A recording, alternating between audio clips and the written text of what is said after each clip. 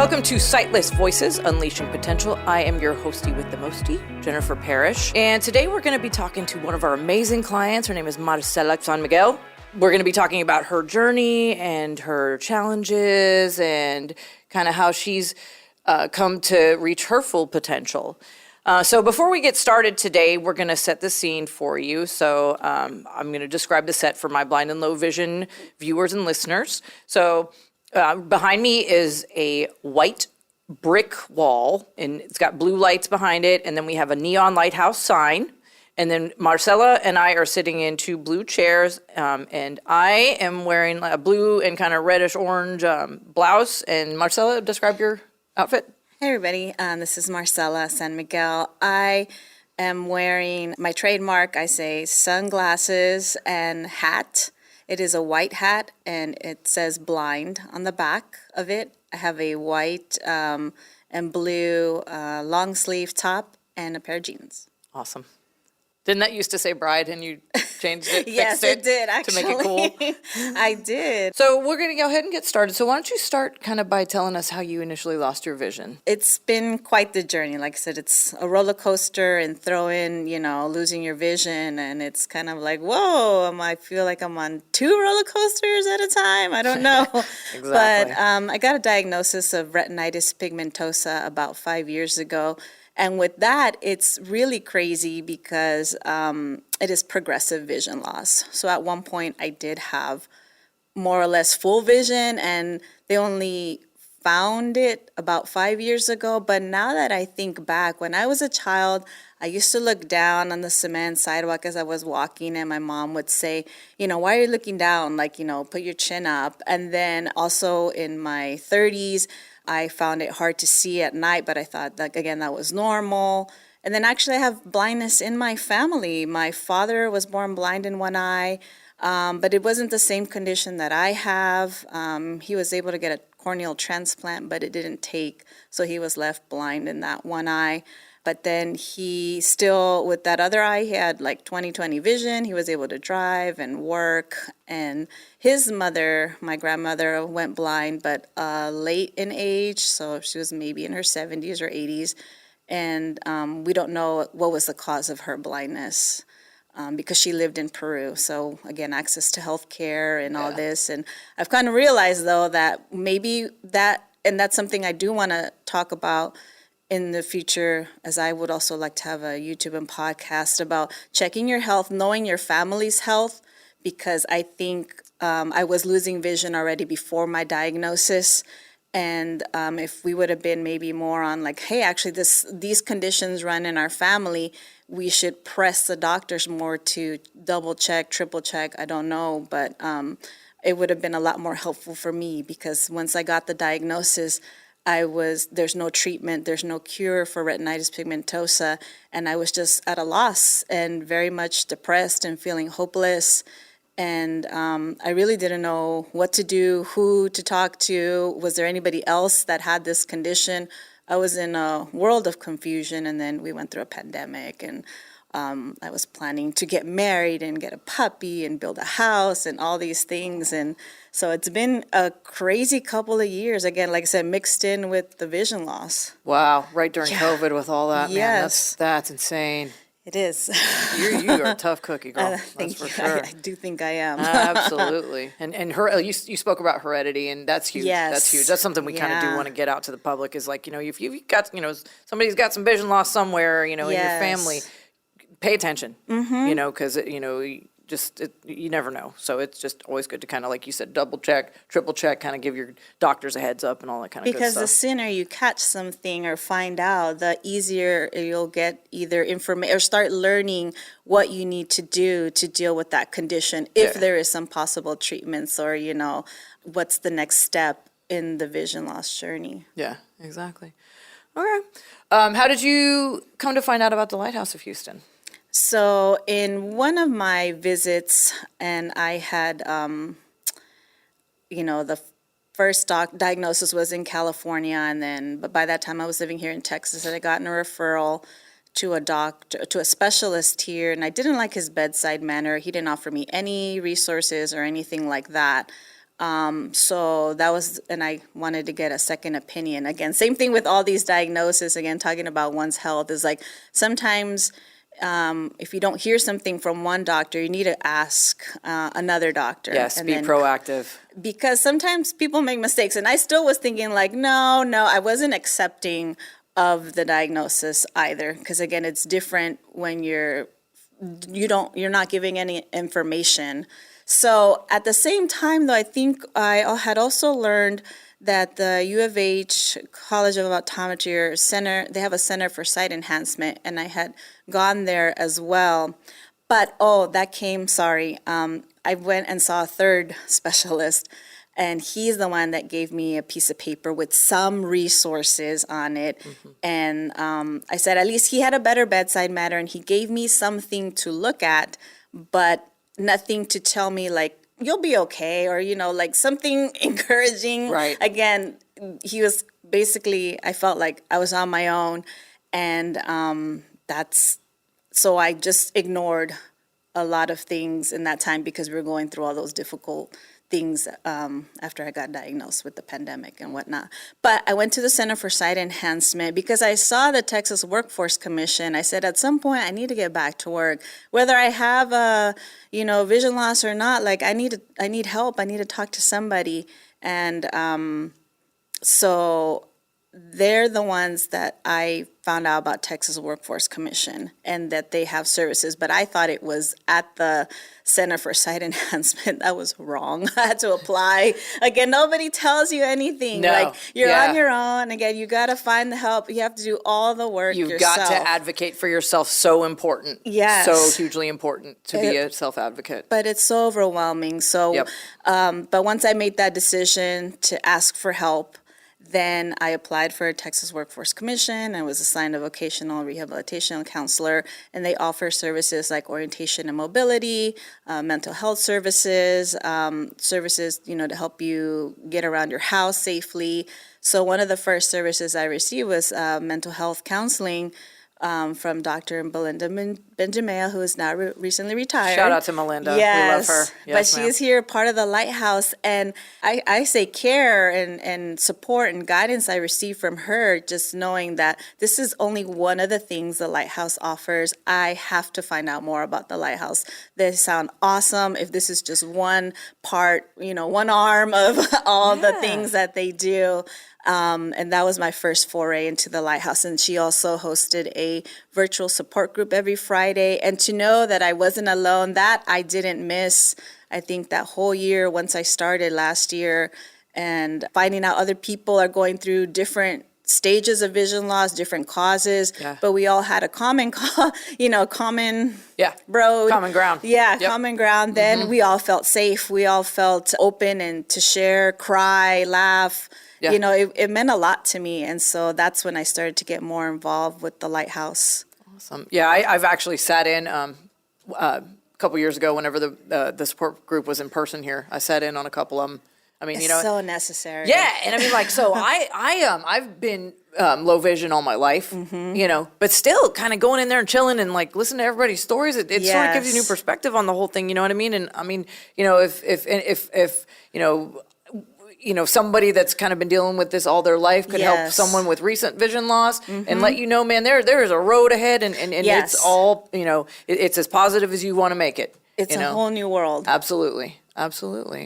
Well, that's awesome. I love that you hooked up with Melinda. So what, those initial interactions, you did the group thing, and then so it led to some other stuff, right?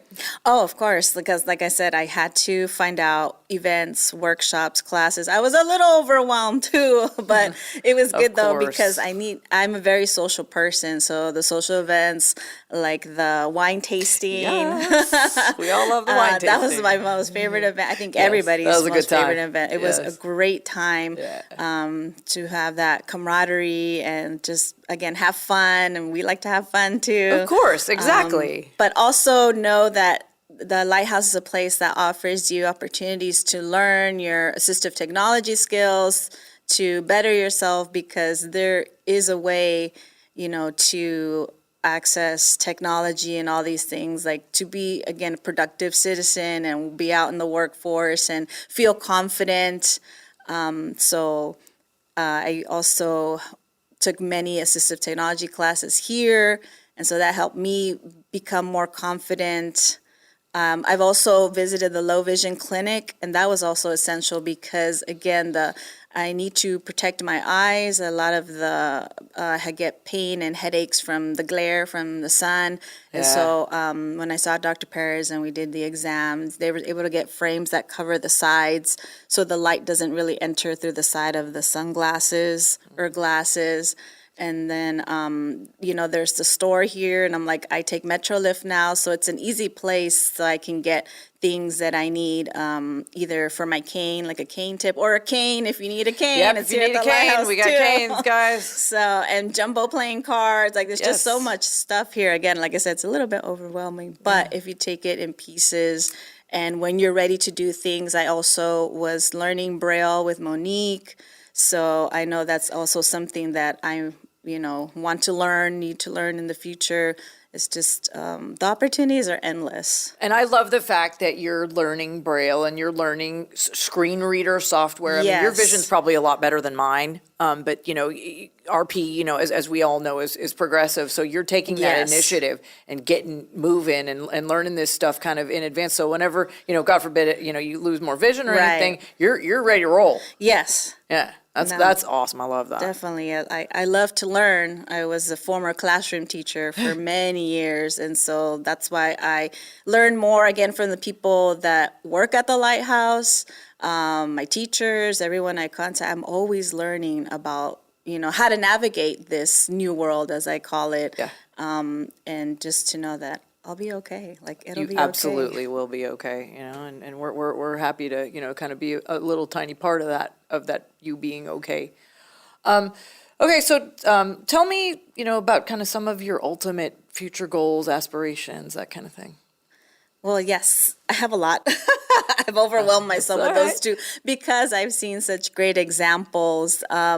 We have access to technology. So, again, social media and YouTube and podcasts, and knowing that people are doing all these things. I say I'm a disability advocate looking to, turn into a full-time job. Awesome. Because there's so many organizations that have helped me, that help low vision blind people. So I'd like to do some fundraising, grant writing on their behalf because these services are necessary.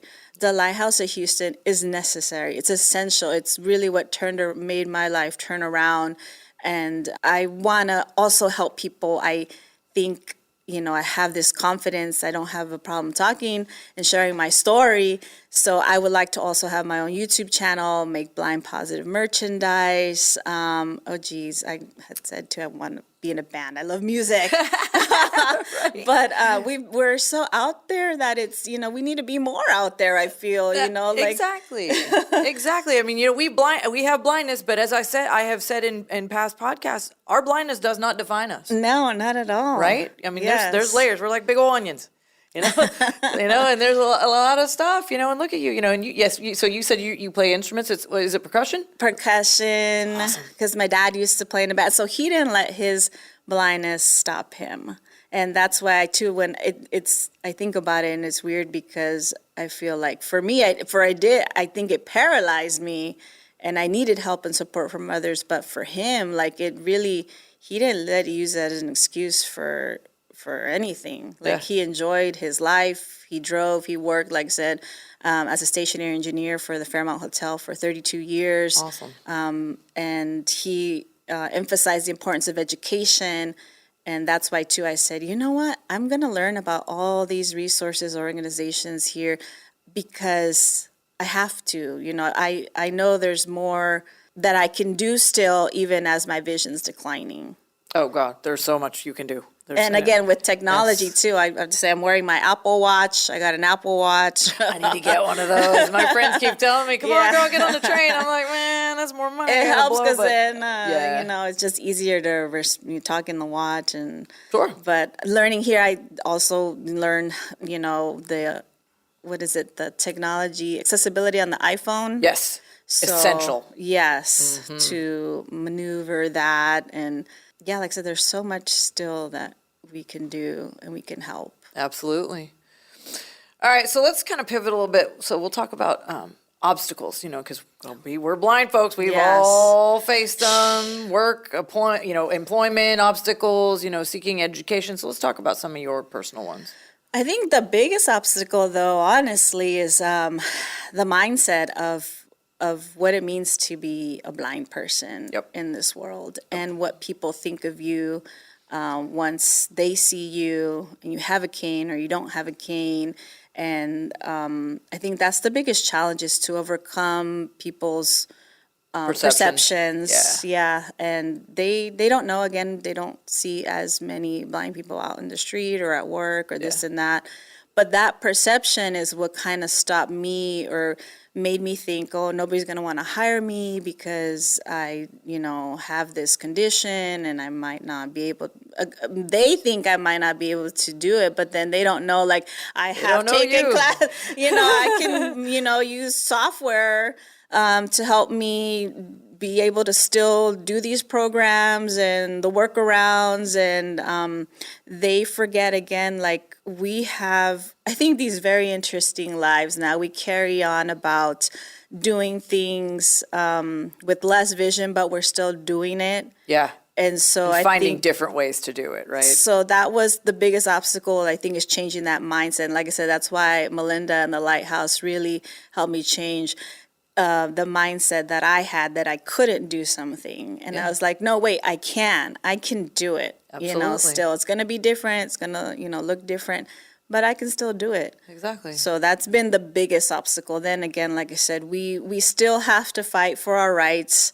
Yeah. We're always fighting. Yeah. It's true. It's true. So to access, it's hard, sidewalks, and just there's so many things that I notice now more, because I'm a white cane user and, have these legally blind and peripheral and vision. And so I think that's been an obstacle too, just physically getting around. And what can we do to help make it more accessible for everyone, not just disabled people? Exactly. It's huge. Yeah.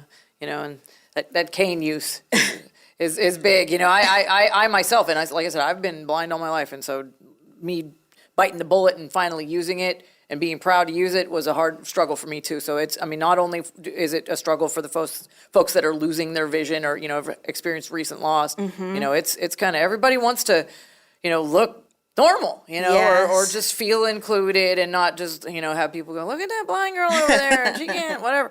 Yeah, I mean, that's not how it is. Normal, and do we want to be normal? Exactly. Well, and that's the beauty of it. Like, define normal. Okay, and fine, that's what whatever. I love about the podcast and the Lighthouse, and it's great that we're talking to people, because that's what we need to do. We need to communicate. That's been, as much as we have technology at our hands, is still like talking to someone physically and letting them know, like, hey, this is, I went through the same thing, or this can help you. Like I said earlier today, I ran into Marie, because she's here for choir practice. Oh, yeah. And I was like, hey, there's a celebration next Friday, disability celebration for the Mayor's Office of People with Disabilities. Are you going to be there?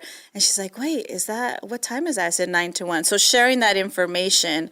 Yeah. So that's what is great about this, is that we're still getting that information out. We still want to include everybody. I'm sharing I call it a testimony. A year ago, I couldn't even talk about going through vision loss without breaking down, crying, being depressed. Look at you now, girl. Oh, when Out I saw that, when I started getting orientation mobility, and my instructor came to my house with the cane, I just started crying. Yeah. I was like, no, I am not going to use that. Right. Oh, yeah. Like, the no. struggle is real. But again, it's like, well, do I want to stay in my house all day and not go out and not see anybody ever? Well, I was like, no, not that either. So actually, let's start, because I fell twice last year, and luckily I didn't break anything. Yeah. But I said, you know what, I need to learning that I have to navigate life differently now. And I want to keep myself safe too. Like I said, it'd be worse as I'm losing vision to break something, or, God forbid, like that just wouldn't be a good for me at all. So I can tell people, like, it's going to be okay. And now with the cane, like, I can just be looking, if I don't whatever time I don't have the cane, I'm always looking down. Yeah. And so I'm like, oh, and then my neck hurts and all that. And Exactly. like, you know Yep. what? I can just be just use Just the cane. have your head look straight and use Yeah, the cane. like, Yep. exactly. So I'm like, why make it harder for yourself? Exactly. You know, now that you know, like, you're going to be okay. There's all this help and organizations out there that know that this is difficult. It's not easy, and by no means am I saying that this journey is easy at all. But you can build back your confidence, and you can still, like I said, still be productive and still help others. You know, you think too, like, oh, I can't help somebody, but you just sharing your story like we're doing right now, like Exactly. we're helping others, and there's so much worth in that. Yeah, a little inside scoop, guys.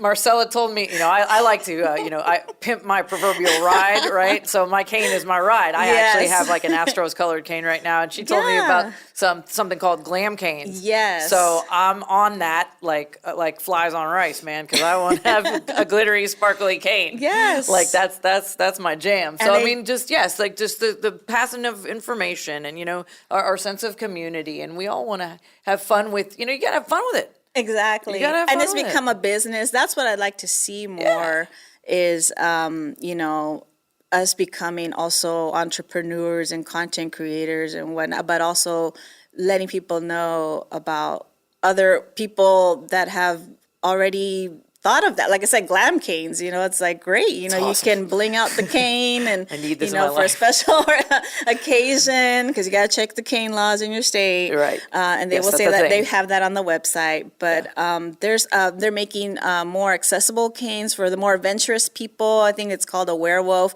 Again, like I'm finding out all this. That's cool. I didn't Through even know the this, different no. events and workshops that the city has or the Lighthouse collaborates with. So that's been awesome that I get to see the Lighthouse at these other events too. Yeah, that's the beauty of our new horizon and our new mission and all this kind of stuff is we're collaborating so much. Like we're vendors at White Cane Day, and we're hanging out at all this other different stuff, and it's really cool. I'm so glad to be part of kind of this evolution. I've really enjoyed that collaboration with creating with Blind Abandon and doing art projects. Yeah, so talk about that a little bit. All ages. So I want to say I'm creative, artistic more, and I used to write poetry and perform poetry, but the physical, doing something, I didn't think I had that. My sister's she actually paints beautiful. Like I feel like my sister's the more quote unquote creative one. Shout out to Marcela's sister. I know, but I said, I can do art. Again, I think art is subjective, and so that you have your own vision, quote unquote, of like what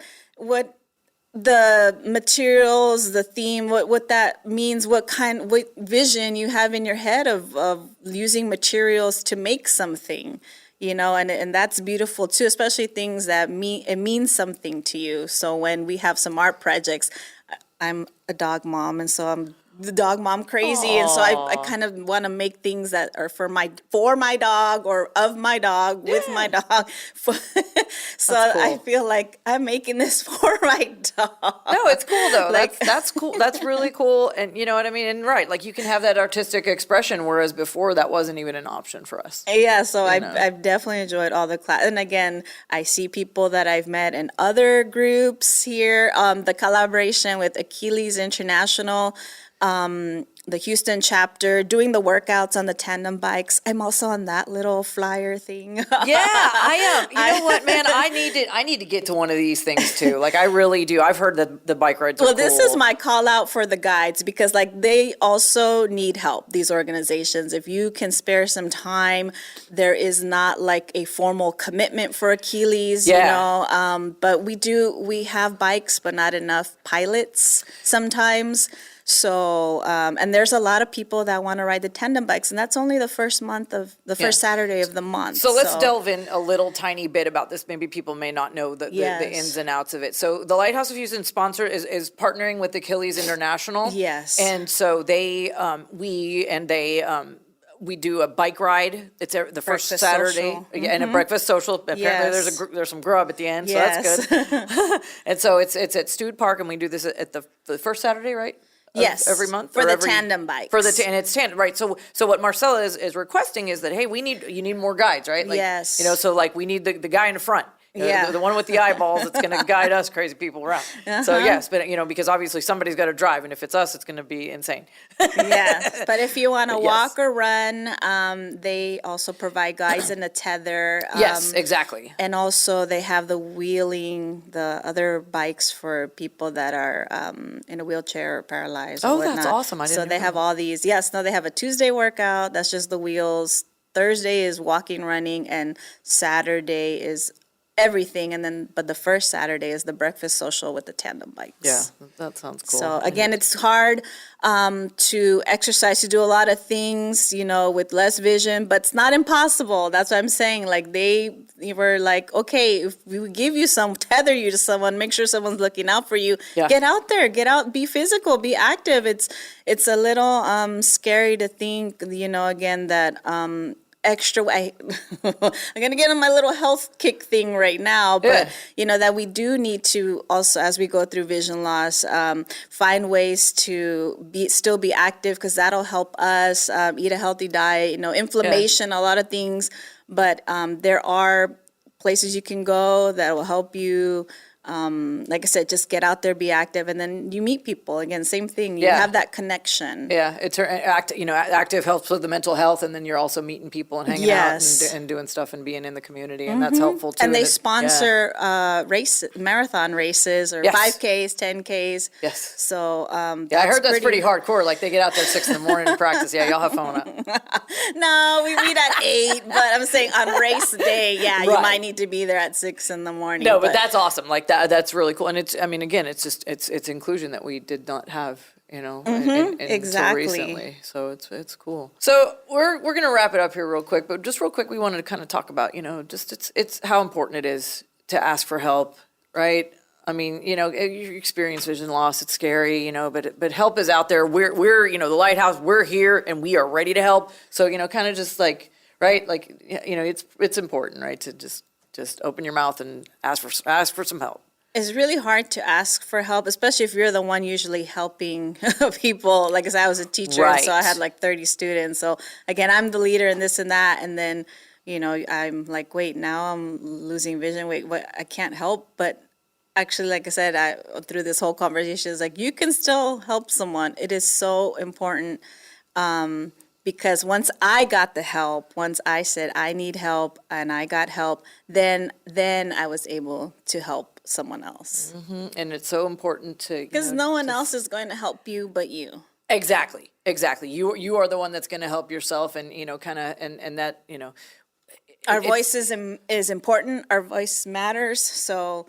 you matter. You matter. Yeah. Yep. And it's important to be who you are and not kind of hide behind this, like, oh my gosh, I'm so scared to be out there and be a blind person. Yeah. We're out there and we're blind people, so let's rock and roll. You know what I mean? Like it's just so important to just put yourself out there. It's okay to be blind. It's okay to use a cane. It's okay to use a cane, but blindness does not define us. I'm still cool. I'm just trying to get a more cooler cane, like I say, with that glam cane. Like, I know. I'm totally gonna hook up with one of those too. So, anyways, well, Marcela, you've been an amazing guest. You're awesome, and I can't wait. It's been a pleasure. Yes, ma'am. I can't wait to see what the future holds for you here, and you've been doing so much already. So anyway, it was great speaking with you today. So thank you for coming. Thank you for your support and for the Lighthouse. Absolutely. All right. So if you guys liked what you heard today, please like and subscribe, and you can find us on Apple, Spotify, or wherever you get your podcasts.